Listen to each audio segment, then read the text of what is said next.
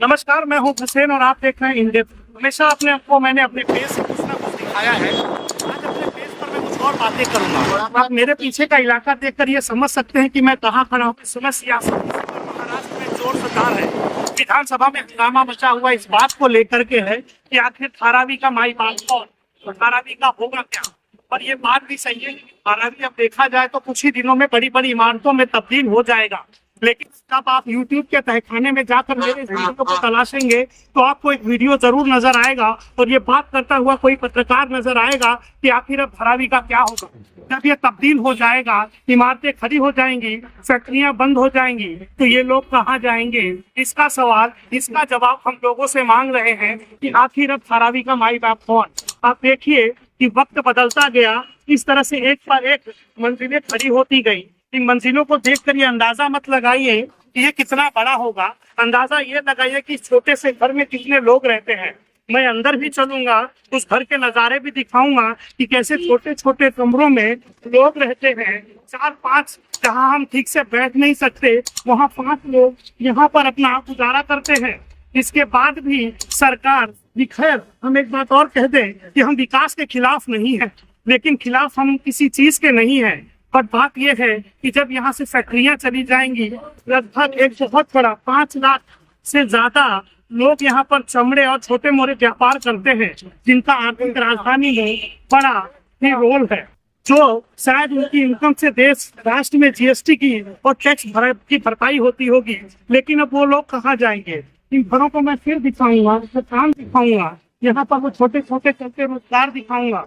और रोजगार दिखाने के बाद मेरा सवाल ये कि जब इमारतें हो जाएंगी और बड़ी बड़ी खिड़कियों से झांकने वाले वो बड़े बड़े लोग जब ये देखेंगे कि उनकी मंजिला कहाँ खड़ी है, और जब वो गौर करेंगे कि उनका फ्लैट कितना महंगा है और मुंबई के एक आलीशान इलाके में है, तो सबसे बड़ी बात कि वो फैक्ट्री जाएगी कहाँ, वहां पर काम करने वाले मजदूरों का होगा क्या।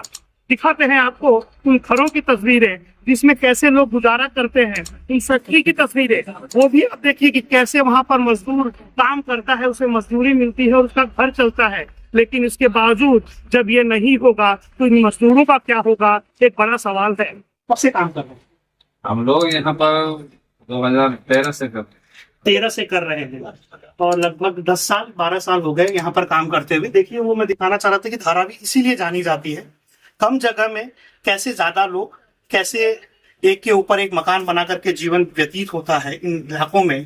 धारावी कहा जाता है कि दुनिया की 3री नंबर और एशिया की सबसे बड़ी आबादी वाला इलाका है। लेकिन अब यहाँ इमारतें होंगी और इमारतों से झांकते हुए बड़े बड़े लोग ये गर्व महसूस करेंगे कि मुंबई के सेंटर पॉइंट में वो रहते हैं। लेकिन अब यहाँ से फैक्ट्रियां नहीं होंगी, इमारतें होंगी, तो फिर हमारा सवाल वही है कि फिर रोजगार का क्या होगा। मैं उन पत्रों के रूम दिखाऊंगा जो अपने पर अपने वीडियो में देखते हैं। किसी बड़े चैनल के कोट पैंट टाई वाले बाबू पत्रकार ये खबर नहीं दिखा रहे हैं कि ये प्रोजेक्ट अडानी को दिया गया है। सर, आप यहीं रहते हैं? हाँ, कब से रहते हैं सर? कितने साल हो गए? हो गए 40 साल। 40 साल। सर, 40 साल में धारावी तो काफी बदली होगी। बहुत बदल।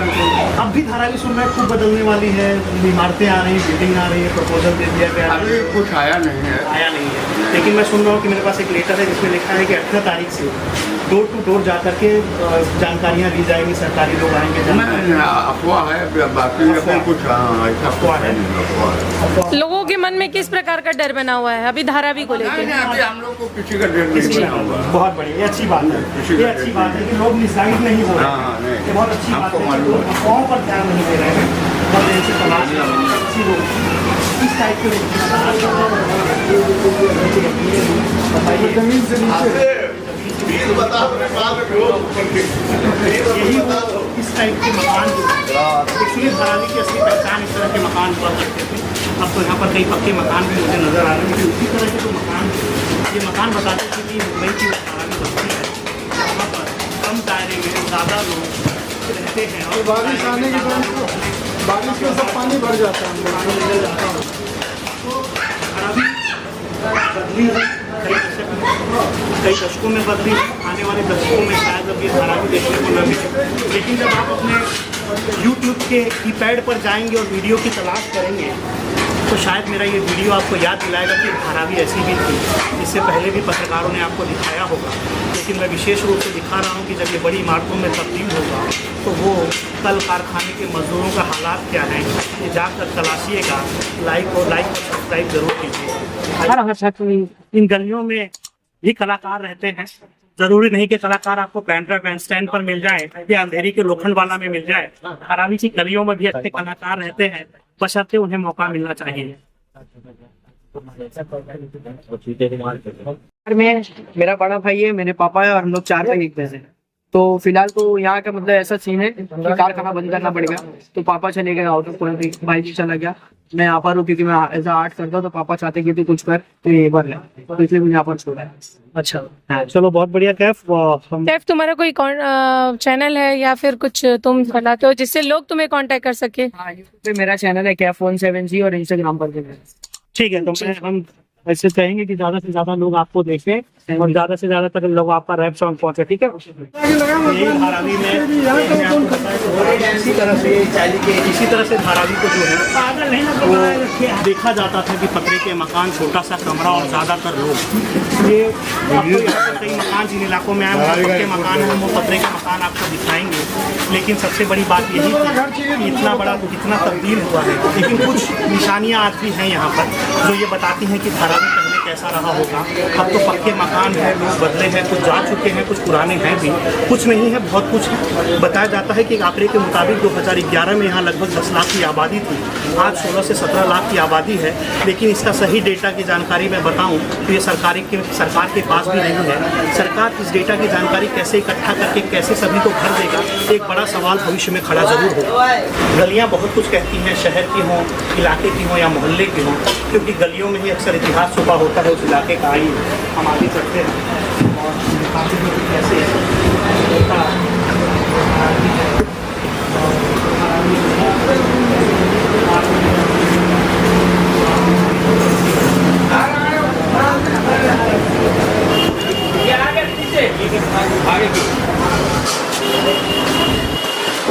अरे मैदान भी है, गाड़ी देख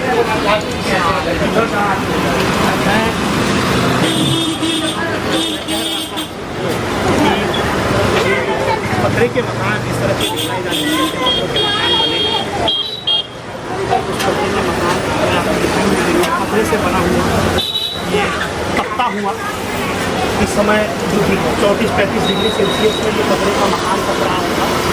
और यहाँ पर सीमेंट कॉन्क्रीट से बना हुआ पतरा है और लगभग हम अभी कुछ सेकंड में हैं। आप हमारे पसीने को देखकर अंदाजा लगा सकते हैं कि मजदूर यहाँ पर हैं। और अब सब बड़ी बात ये होगी जब इन्हें ये कहा जाएगा कि अभी इमारतें होंगी, इन्हें तोड़ दिया जाएगा कि इनके व्यापार का क्या होगा। ये हमारा एक बड़ा सवाल है। और फिर मैं कह रहा हूँ कि धारावी की अपनी पहचान थी, ये पतरे का घर, ये सीढ़ियाँ, ये बताते हैं कि धारावी पहले कैसा रहा होगा। और आज भी धारावी बदला ये पतरे का मकान ये बता रहा है कि धारावी पहले कैसा रहा। आपको बाहर के स्ट्रक्चर से मैं दिखाऊँ, बाहर के स्ट्रक्चर से पतरे का मकान ये बहुत कुछ कहता है। धारावी की असली पहचान ये पतरा हुआ करता था जब धारावी बसी 3 दशक 4 दशक। मैं ये नहीं जानता कि अडानी को प्रोजेक्ट मिलने के बाद कौन से पत्रकार यहाँ आए थे या नहीं आए थे, लेकिन हम इस खबर को दिखाने का ये भरोसा करते हैं और कहते हैं कोट पैंट टाई के बाबुओं से, स्टूडियो में खड़े हुए पत्रकारों से कि इस खबर को दिखाइए, क्योंकि हम किसी विकास के खिलाफ नहीं हैं, हम इमारतों के खिलाफ नहीं हैं। हम बात ये कह रहे हैं कि आखिर इनके रोजगार का भविष्य में क्या होगा, ये सवाल भविष्य में फिर खड़ा होगा। हम सड़कों पर फेंकते हैं या जो हम अपने कचरों में फेंक देते हैं, उन्हें तोड़कर उसे प्लास्टिक अलग और मेटल अलग किया जाता है। और ये देखिए बहुत बड़ा गोडाउन है ये प्लास्टिक रिसाइकल का, और इस तरह से छोटे छोटे टुकड़ों करके ये भी। अच्छा भैया एक बात बताओ, कितनी तनख्वाह पगार कितनी कमा लेते हो? 15,000 रुपया महीना कमा लेते हो आप? अच्छा, तो घर में और कितने लोग हैं? अरे यार 18 लोग हैं, 15,000 में हो जाता है कि सभी लोग काम करते हैं? 18 लोग हैं, 3 लोग काम करते हैं। अच्छा, तो उसमें रहते घर कितना बड़ा है? 4-5 कमरे का घर है, इसी धारावी में है घर? यहाँ कहाँ रहते हो? अच्छा, इसी में रहते भी हैं। ये मजदूर देखिए, ये मजदूरी होती है कि घर नहीं है, घर गांव में है, 18 लोग हैं, 3 लोग कमाते हैं और यही रह जाते हैं। मतलब सुबह उठते होंगे, मेरे एक अपना ऑब्जर्व, छुट्टी कब होती है भैया? छुट्टी कब, किस दिन रहती है? छुट्टी होती है कभी नहीं? देखिए, एक बहुत जहन में बात आई मेरे कि सुबह उठता होगा मजदूर, जब यहाँ काम करता होगा, और काम करने के बाद जब वो उसे छुट्टी नहीं मिलती होगी, तो शायद उसे ये पता नहीं होगा कि मुंबई में बड़ी बड़ी टावरें बन चुकी हैं। शायद वो कभी निकलता होगा तो भले देख ले, लेकिन मुंबई को उसने देखा नहीं होगा पूरी तरह की। मुंबई इतनी डेवलप्ड है, एक केमिकल में मुझे लगता है प्लास्टिक भिगाया गया है। ये एक मजदूर बता सकता है कि वो सुबह उठता है और प्लास्टिक और मेटल तोड़ते तोड़ते उसकी पूरी ज़िंदगी बीत जाती है, और उसके बाद जब उसे ये पता चलता है कि मुझे रहने के लिए घर नहीं है, और आए दिन ये खबर चलती है कि यहाँ इमारतें बनेंगी, बड़ा दुविधा भरा एक माहौल उसने मुझे बताया कि 18 लोग घर में होंगे, तो परिवार बड़ा होगा, 3 लोग कमाते होंगे, 15,000 इसकी तनख्वाह हो, मान लो 45,000 3 लोग होंगे, तो मैं एक आकलन कर रहा हूँ, तो रहता कैसे होगा, खाता कैसे होगा, भेजता कैसे होगा। चलिए, तो गरीबी रेखा की बात हो गई। उससे अहम सवाल ये कि क्या उसने मुंबई का कार्टर रोड देखा है, क्या बांद्रा का बैंडस्टैंड और अंधेरी लोखंडवाला उसने देखा है? नहीं देखा है। ये इसलिए नहीं देखा है कि उसे दिखाने की कोशिश नहीं की गई, और ख्वाब ये दिखाया जा रहा है कि अब यहाँ भी वैसी ही इमारतें होंगी। आगे बढ़ेंगे, कुछ और नया दिखाएंगे।